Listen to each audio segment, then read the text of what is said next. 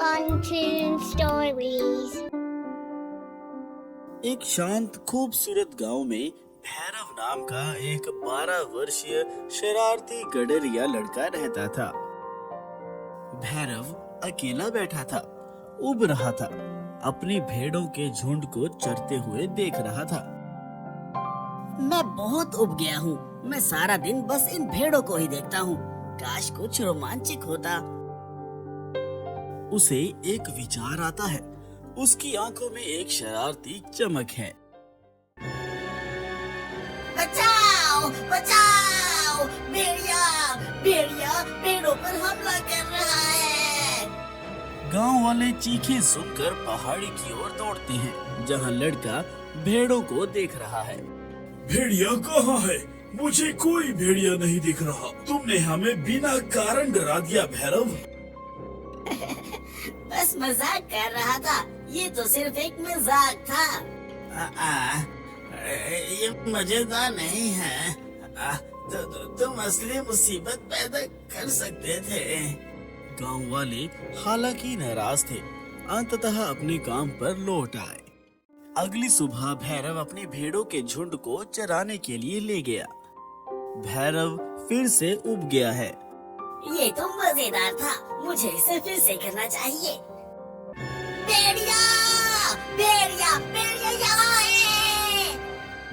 गांव वाले शुरू में हिचकिचाते हुए फिर से पहाड़ी की ओर दौड़ते हैं।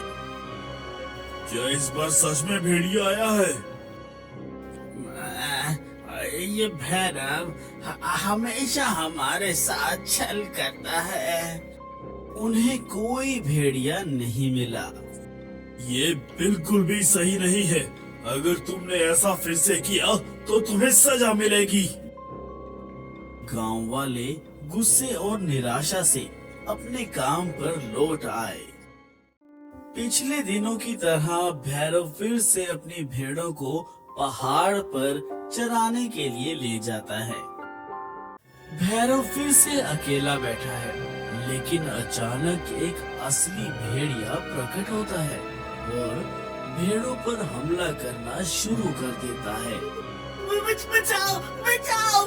भेड़िया, सच में भेड़िया है। कृपया कोई मदद करे। गांव वाले चीखे सुनते हैं, लेकिन वह संशयी हैं। शायद वो फिर से हमें डराने की कोशिश कर रहा है। उसे अनदेखा कर दें। वह हमारी मदद का योग्य नहीं है।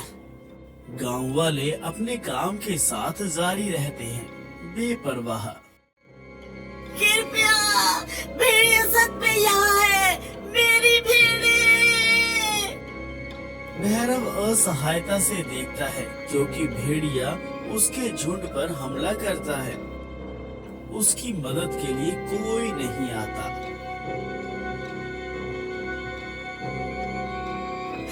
मुझे झूठ नहीं बोलना चाहिए था। मेरी भेड़े चली गई।